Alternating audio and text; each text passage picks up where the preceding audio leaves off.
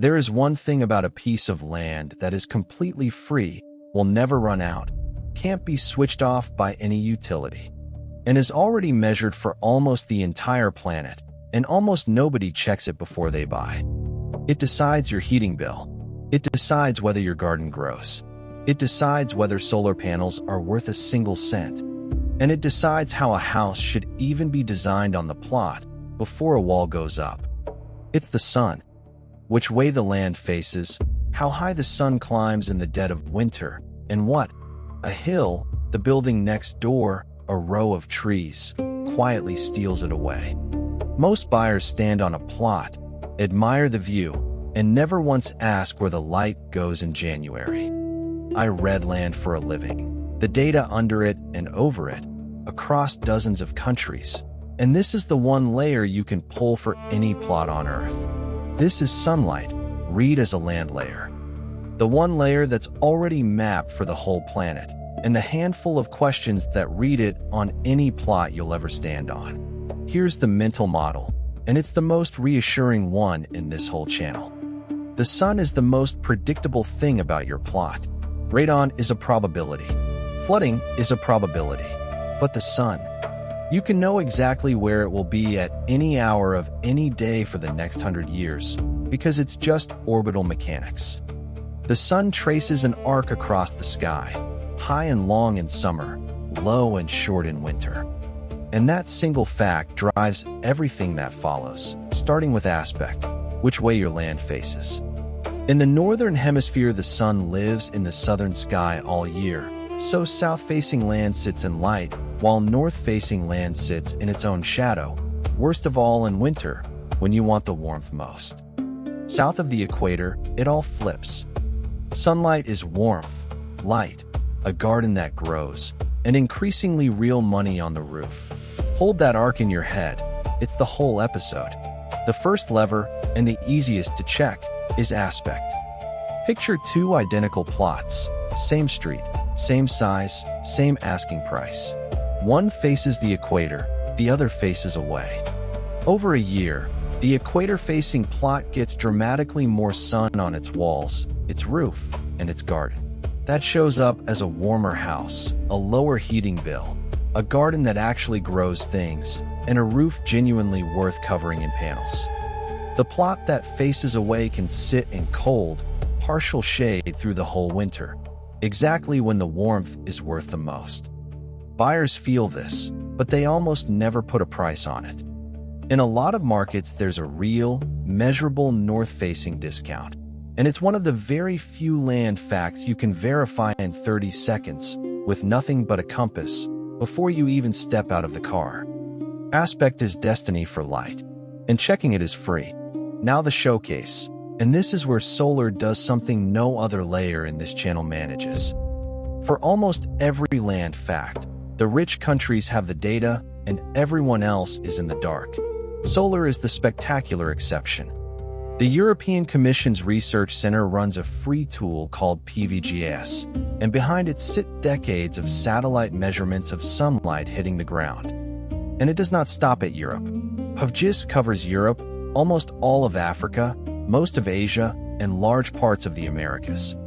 Type in any coordinate inside that footprint, and it tells you how much solar energy lands on a square meter there every year, how that energy splits across the seasons, and how many kilowatt hours a panel of a given size and angle would actually produce. Free. No login. Anywhere in the footprint.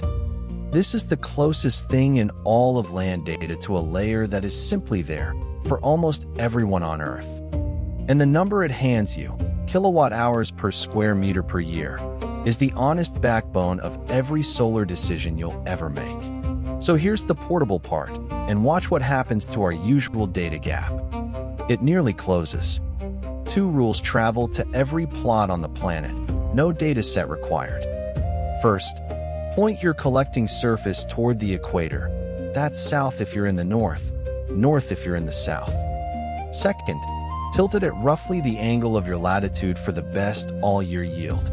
Steeper than that catches more of the low winter sun. Shallower favors the high summer sun. That's it. Two rules, and they work on a plot in Norway or a plot in Namibia, with or without a fancy tool.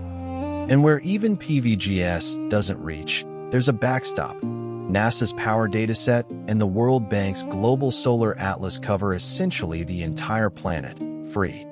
So unlike radon, unlike flooding, solar is the rare case where the country with the worst data and the country with the best are looking at almost the same quality of information. The gap here isn't the data. The gap is that almost nobody bothers to open it. But the sky's gift and what actually lands on your plot are two different numbers. What reaches the ground is what's left after everything in the way takes its cut, and that's overshadowing, where solar suddenly gets local and sharp.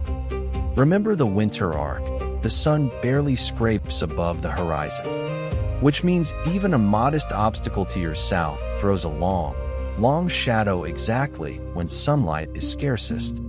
The building next door, a row of conifers, the hill behind the plot. Each one can be completely invisible during a bright summer viewing, and then swallow your winter sun hole. A roof that looks perfect for panels in July can sit in shadow for the 3 darkest months of the year. This is the single most missed solar mistake there is. People view in summer, with the sun high and everything glowing, and they never once see the January shadow line creep across the plot. The fix is to model the low winter sun against everything standing around the plot, which is exactly what a sun study does, and exactly what you should run before you fall in love with the view. Here's the part that turns this from a box to tick into an actual advantage. Because the sun is perfectly predictable, you can design a house to the light before you even own the plot. Put the living spaces and the biggest windows toward the equator to soak up free winter heat.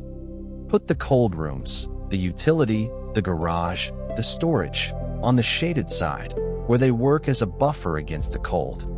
Pick the roof pitch and orientation that the panels actually want. Drop the garden where the long summer evening sun lands. This is passive solar design, and it is nearly free at the drawing stage and nearly impossible to retrofit later. The plot's orientation is locked the day you buy it. So the smart move is to read the light first and let it shape the house, instead of dropping a generic house plan onto the land and only then discovering that the living room faces the cold, dark side. Let me push on the season point, because it's where everyone's intuition quietly fails.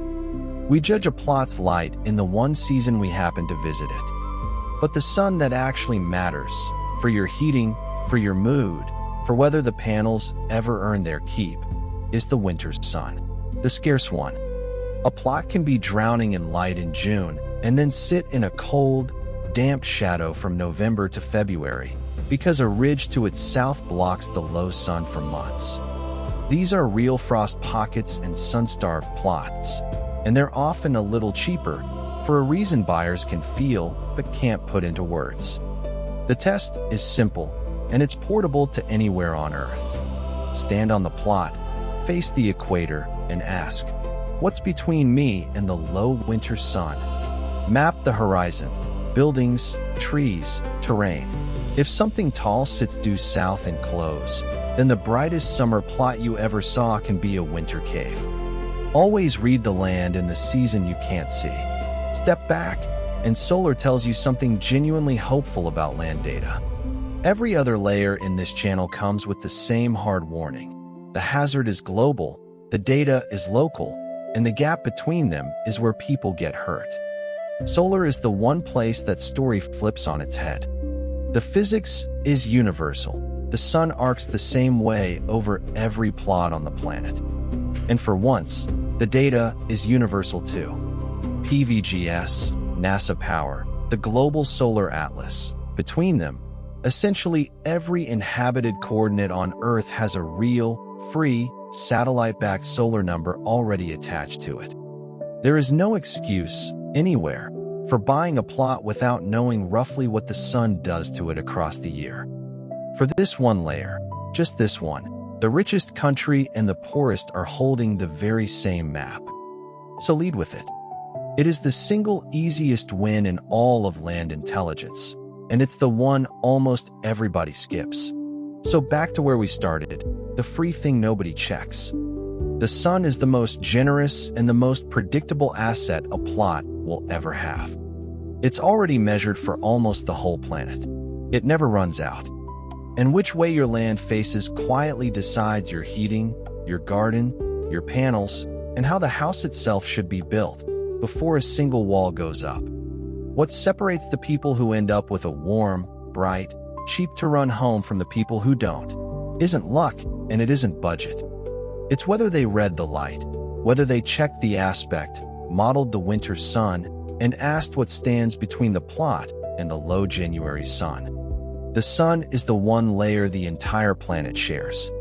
And most buyers never look up. Quick honest note, this is general guidance, not a formal energy assessment.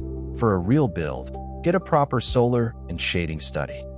And pulling the best available solar layer for any plot, the PVGIS yield, the sun path, the overshadowing from the actual buildings next door.